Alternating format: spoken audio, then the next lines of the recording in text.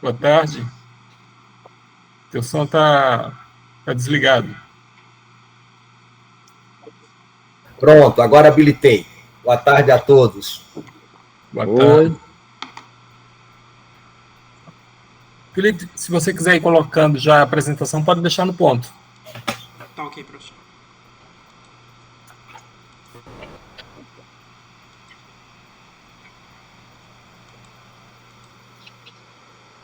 Pode.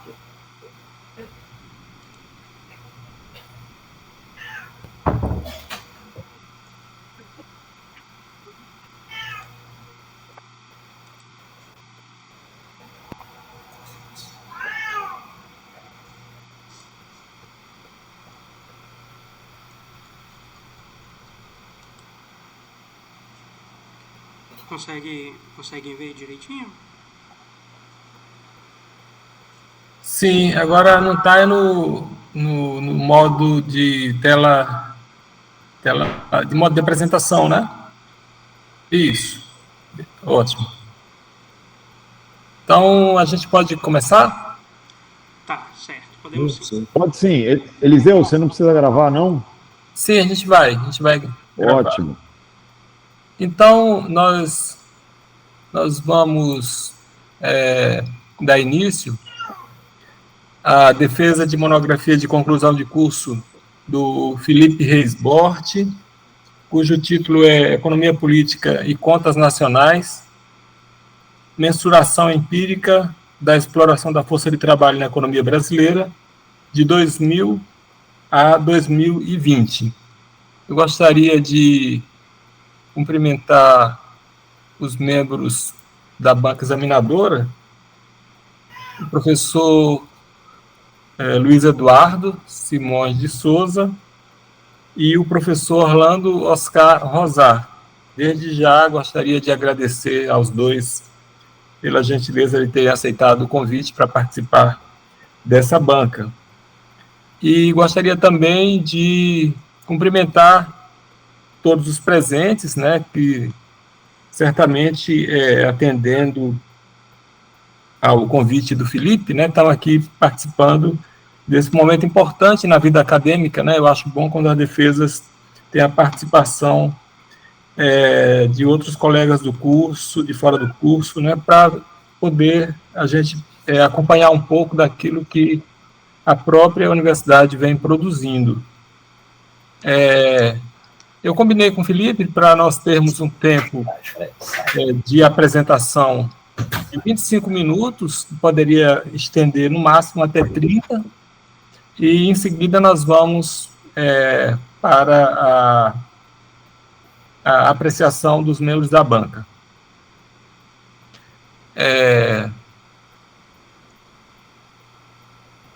E vocês podem, inclusive, viu, Felipe, a gente poderia combinar se faríamos uma arguição 1 a 1 ou depois das duas, né? Acho que as duas são boas, né? Só acho melhor quando o aluno se manifesta após cada examinador, talvez dê mais tempo de detalhar um pouco mais aquilo que vai sendo colocado, né? Então, se você quiser responder após cada um dos professores, pode ficar à vontade, né? Tá ok. Então, a gente pode começar, então, agora a gravação, né? Sim. Deixa eu, então, habilitar aqui.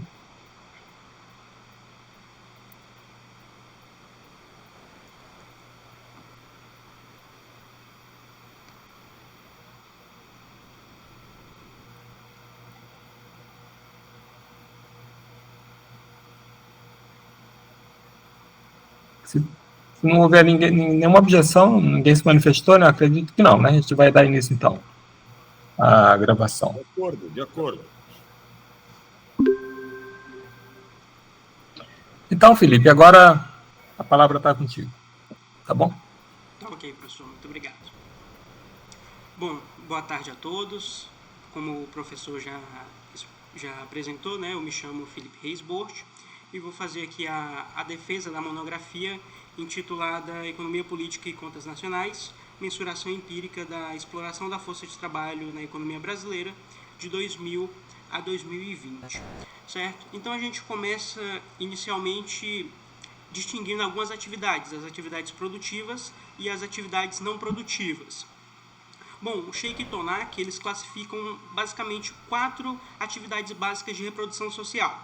Então, as atividades de reprodução social, ARS, é igual às atividades de produção, PD, mais as atividades de distribuição, D, mais as atividades de manutenção e reprodução social, MS, mais o consumo pessoal, CP. Bom, a produção, de acordo com a classificação aí de Sheikh e Tonak, envolve a criação de novos valores de uso. É o consumo de determinados valores de uso, transformando esses valores para a criação de novos valores de uso. A distribuição aqui tem uma noção um pouco diferente da usual, que normalmente se utiliza, que é a de mudança de propriedade de valores de uso. Por exemplo, numa compra e numa venda, há uma mudança da propriedade do determinado valor de uso, certo? E a manutenção e reprodução social são as atividades que viabilizam os setores e atividades não produtivas. É o que viabiliza a manutenção da sociedade, como o sistema jurídico, militar, financeiro, dentre outros. E o consumo pessoal, como o próprio nome é bem intuitivo, né, é o consumo dos valores de uso por parte dos indivíduos na sociedade. Portanto, as atividades básicas de reprodução social são a produção, a distribuição, manutenção e reprodução social e o consumo pessoal. Bom, as atividades produtivas, conforme a literatura marxista, são aquelas atividades que agregam valor ao produto, que geram um valor novo, certo? Que geram mais valor. Enquanto as atividades não produtivas, elas facilitam a transferência e a manutenção da sociedade. Aqui uma coisa importante a se destacar é que essa distinção entre atividades produtivas e não produtivas não é uma distinção moral, como nada na economia marxista, certo? A distinção aqui é o seguinte: são as que geram, as que adicionam mais valor, que geram mais valia, e as que não geram, certo? Dentre essas atividades, a gente tem as atividades de não produção, NP, que é o quê? A distribuição, a manutenção e reprodução social e o consumo pessoal. Essas são todas atividades que não são produtivas, de não produção. E as atividades produtivas que a gente classificou anteriormente como produção. Então a gente tem que o trabalho total envolve tanto as atividades de produção quanto algumas atividades de não produção. Ou seja, o trabalho total vai ser igual às atividades de produção, a distribuição e a manutenção social. Aqui a gente exclui o consumo pessoal porque, obviamente, o consumo não é trabalho, certo? Então, fica claro aí que dentro do trabalho total temos tanto atividades de produção e de não produção. Bom, a categoria de trabalho produtivo na economia marxista, ela é formulada a partir de determinadas relações sociais concretas, que são determinadas historicamente, né? Então, esse conceito de trabalho produtivo, quando Marx elabora, ele está olhando uma sociedade específica, um modo de produção específico, que é o próprio modo de produção capitalista. Portanto, esse conceito de trabalho produtivo está limitado a noção ao modo de produção capitalista, certo? Não é um conceito transhistórico. Então, como diz o próprio Marx, né, o conceito de trabalho produtivo, portanto, não encerra de modo algum apenas uma relação entre atividade e efeito útil, entre trabalhador e produto do trabalho, mas também uma relação de produção especificamente social, formada historicamente, a qual marca o trabalhador como meio direto de valorização do capital. Como eu já expliquei, né, o trabalho produtivo em Marx, a formação das categorias no materialismo dialético, na economia marxista, elas se dão sobre determinadas condições específicas, uma base social específica que é determinada historicamente e são condições específicas que é, no caso, a condição, o modo de produção capitalista. Portanto, esse conceito de trabalho produtivo não seria válido para a gente aplicar em outros modos de produção, por exemplo. Seria necessário formular outro conceito, porque o objetivo do nosso trabalho, né, é analisar a questão da exploração da força de trabalho no modo de produção capitalista. Certo? Bom, dentre as categorias de atividades produtivas e não produtivas, a gente pode destacar algumas atividades, conforme o próprio Marx também destaca, né? Como é o caso do transporte, da armazenagem e a distribuição de mercadorias, certo? Que podem ser são classificadas por Marx até, né, como atividades produtivas, né? E aqui o Gorender resume bem esse ponto, que diz o seguinte: este é o caso do transporte, armazenagem e distribuição de mercadorias. Uma vez que as mercadorias são valores de uso destinados à satisfação de necessidades, como bens de produção ou como bens de consumo, é evidente que transportá-las, conservá-las em locais apropriados e distribuí-las constituem tarefas produtivas, ainda que nada acrescentem à substância ou à conformação física das mercadorias. Por consequência, uma parte das atividades abrangidas pela rúbrica de comércio tem natureza de trabalho produtivo.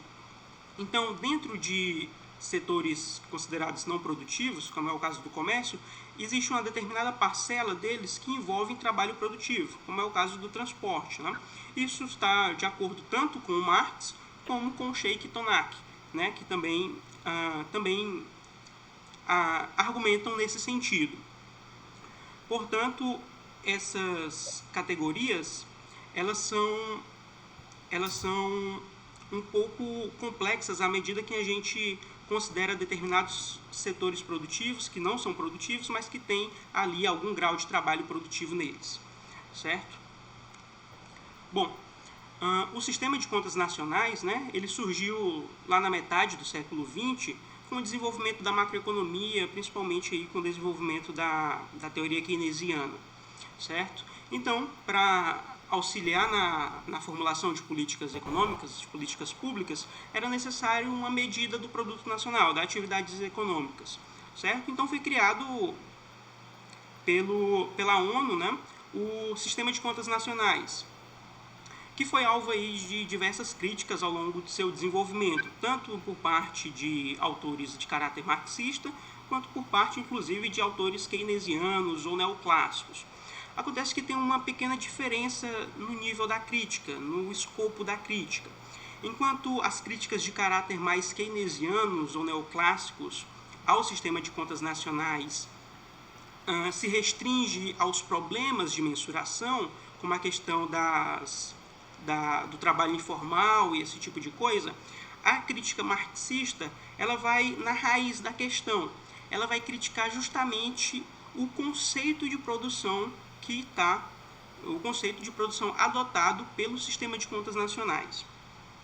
E isso é algo muito fundamental que diferencia da crítica neoclássica keynesiana aos problemas inerentes do sistema de contas nacionais da crítica marxista. A crítica marxista não vai focar só nos problemas de mensuração, nos problemas práticos de medição das contas nacionais, como a literatura keynesiana ou neoclássica crítica ao sistema vê. Então, a gente tem aqui o conceito de produção, né, do sistema de contas no manual de 93, que foi mantido aí tanto na versão de 2008 do sistema de contas nacionais, que diz o seguinte: o produto interno bruto é um indicador da atividade de produção geral. Como tal, sua interpretação depende muito do conceito de produção usado no sistema e da forma como é traçada a fronteira entre o consumo intermediário e os usos finais. Bom, como diz aqui o próprio manual da ONU, a interpretação desse indicador, a mensuração desse indicador da produção, ela depende muito do próprio conceito de produção adotado. E o conceito de produção adotado na economia marxista, ela é substancialmente diferente daquele conceito de produção adotado pelo sistema de contas nacionais convencional. Enquanto no sistema de contas nacionais convencional existe uma certa influência neoclássica e keynesiana que considera todas as atividades comercializáveis como produtivas, na contabilidade social marxista, não, como a gente acabou de discutir, né, a questão das atividades não produtivas, não são todas as atividades comercializáveis que podem ser consideradas como produtivas. À medida em que o sistema de contas nacional convencional adota esse conceito de produção, que considera todas essas atividades como sendo produtivas, ele acaba incorrendo em certas inconsistências. Bom, dentro desse conceito, no sistema de contas, há algumas exceções, que são os bens fornecidos gratuitamente ou a preços baixíssimos e os aluguéis que também são considerados atividades produtivas. Na contabilidade social marxista, isso também não é considerado. Aluguel não é considerado uma atividade produtiva, certo? Além de serviços financeiros, dentre outros. Bom, portanto, esse conceito de produção que foi adotado pelo sistema de contas de 1993, ele foi mantido e foi reproduzido no sistema de contas de 2008. Tá literalmente as mesmas palavras, se você for olhar o manual da ONU. Bom, e com essa manutenção desse conceito de produção, se manteve as inconsistências do conceito, que é o quê? Considerar atividades como aluguéis, serviços financeiros, seguros, dentre outros, como produtivas, certo? E o IBGE, ao adaptar o manual da ONU para o Sistema de Contas Nacionais do Brasil, que a maioria dos países fazem essa adaptação por conta das suas especificidades em relação às contas nacionais da Europa e do resto do mundo. Então, o que acontece? Quando o IBGE faz a adaptação do Sistema de Contas Nacionais para a economia brasileira, ele acaba mantendo ainda esse conceito de produção e, portanto, as suas inconsistências. O IBGE, o Manual do IBGE de Contas Nacionais, define a produção como: a produção é a atividade econômica socialmente organizada que consiste em criar bens e serviços que são trocados habitualmente no mercado e ou são obtidos a partir de fatores de produção comercializados no mercado. Ou seja, é o mesmo conceito de produção adotado pelo Manual da ONU de 93 e mantido na versão de 2008. E o IBGE reproduz tal conceito na mensuração do produto social. Bom, os autores Anwar Sheikh e Ahmed Tonak, eles em 1994, eles criaram uma metodologia para estimar empiricamente as categorias marxistas, a partir da convenção de dados do Sistema de Contas Nacionais. Como eu falei anteriormente, o Sistema de Contas Nacionais tem uma influência neoclássica keynesiana em suas formulações, principalmente porque o primeiro manual foi elaborado em 1947, que era um período de domínio do pensamento keynesiano, mais especificamente da síntese neoclássica, né? O keynesianismo da síntese neoclássica, que a gente chama lá na macro. Bom, a metodologia de Sheikh Tonak, então, vai tratar esses dados para tentar convertê-los em dados compatíveis com as categorias marxistas. Ou seja, apesar da gente utilizar os dados das contas nacionais, a gente não pega diretamente. É preciso adaptar esses dados de modo a fazê-los compatíveis com as categorias marxistas, ou mais próximo disso, pelo menos. Bom, os autores dividem dois setores, né?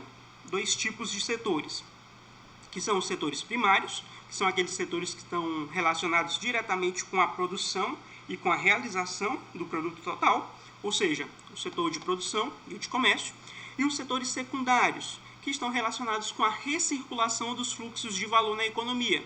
Dentre esses setores a gente pode citar finanças, comércio exterior, atividades não capitalistas, impostos, entre outros. Bom, quando a gente incrementa o comércio exterior ao modelo, ocorre uma transferência de valor. E essa transferência de valor no comércio internacional se dá por alguns mecanismos, como, por exemplo, as margens comerciais, certo? Ao realizar uma venda no comércio exterior, existe uma transferência de valor via margens comerciais. Também temos a questão dos desvios entre os valores e os preços e os fluxos de salários, dividendos, juros. Esse último aqui, a questão dos fluxos de salários, dividendos e tal, a gente não vai discutir tanto porque isso seria mais se o trabalho estivesse focando no Produto Nacional Bruto, né? E não no PIB. A nossa ideia aqui, ao mensurar as categorias marxistas, é trabalhar com as categorias marxistas mais próximas do PIB. Portanto, em relação ao comércio exterior, vamos focar aqui, os autores focam em duas questões, né? Que é a questão da transferência via margem comercial e a transferência via desvio entre valores e preços, certo? Então, a gente pode expressar matematicamente as transferências T como sendo o percentual do desvio das exportações, do desvio entre os valores e preços das exportações, vezes os preços domésticos das exportações, subtraindo aí os desvios do valor, o percentual dos desvios do valor preço das importações multiplicado pelos preços domésticos das importações. Essa relação do desvio de valor, dessa transferência de valor via desvio entre preços e valores, ocorre no comércio internacional basicamente o seguinte: quando determinado país vende um conjunto de mercadorias para outro país, se o preço desse conjunto de mercadorias for abaixo do seu valor, então, nesse caso, como o outro país está pagando um preço abaixo do valor, vai ocorrer naturalmente uma transferência de valor entre o país A e o país B, por exemplo.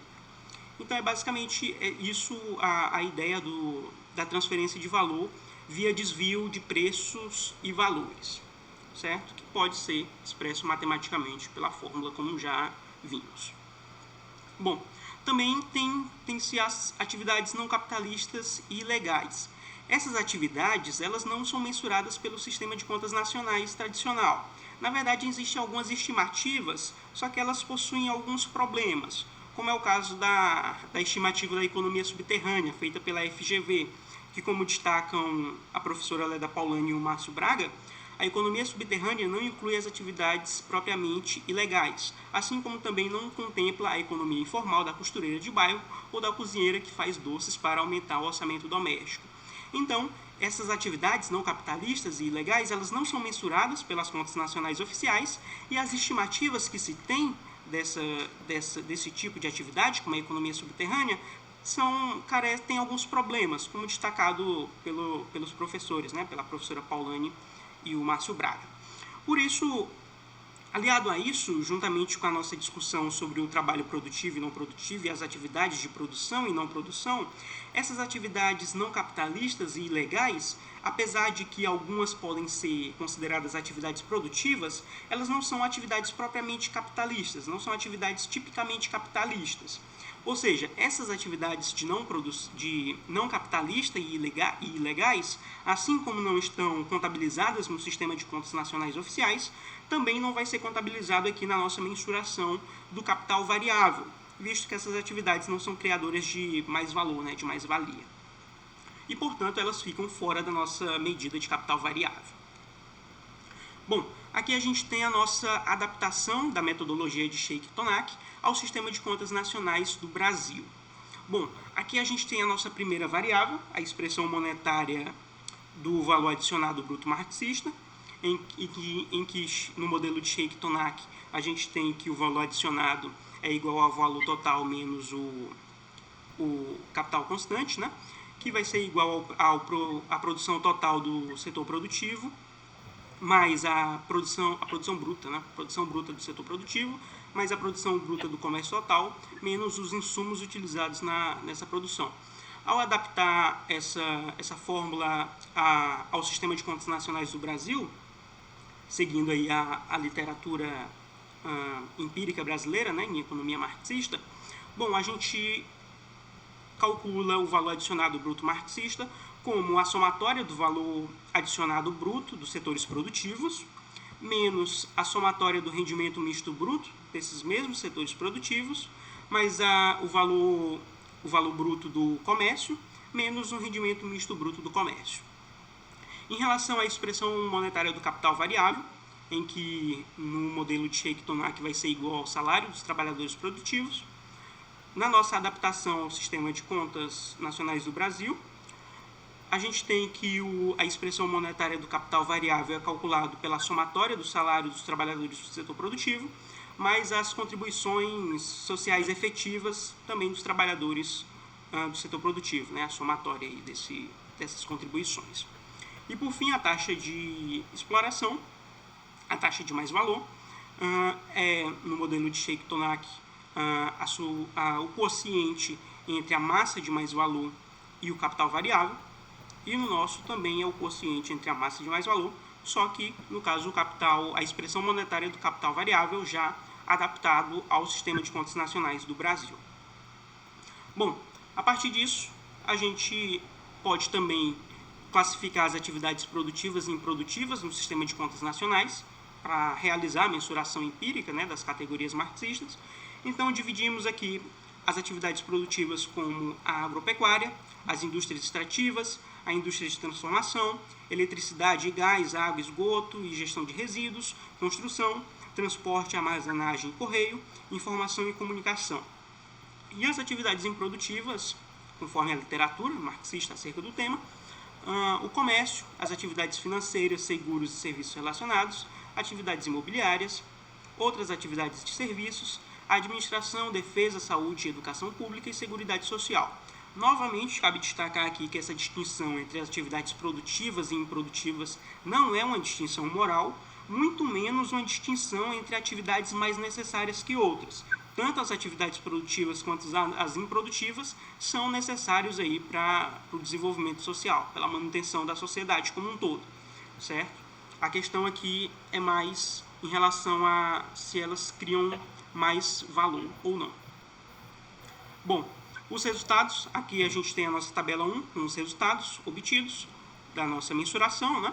Temos aí o valor adicionado bruto marxista, o capital variável, a massa de mais-valor, em milhões de reais a preços correntes, a taxa de mais-valor, a taxa de mais-valia, a taxa de exploração, a taxa de variação anual da taxa de mais-valor, da taxa de exploração e a taxa de mais-valor acumulada, certo? Bom, essas mensurações aí foram feitas a partir do sistema de contas nacionais. Mais especificamente, a tabela de recursos e usos fornecem aí os dados brutos. E aí, adaptando a metodologia de Sheikh-Tonak, chegamos a esses resultados. Bom, no gráfico 1, a gente tem a taxa de mais-valor, a taxa de exploração no Brasil, de 2000 a 2020. A gente pode perceber aqui que tivemos um aumento considerável até o ano de 2003 para 2004. A partir de 2004, há uma tendência de leve declínio da taxa de exploração, mais ou menos até 2015.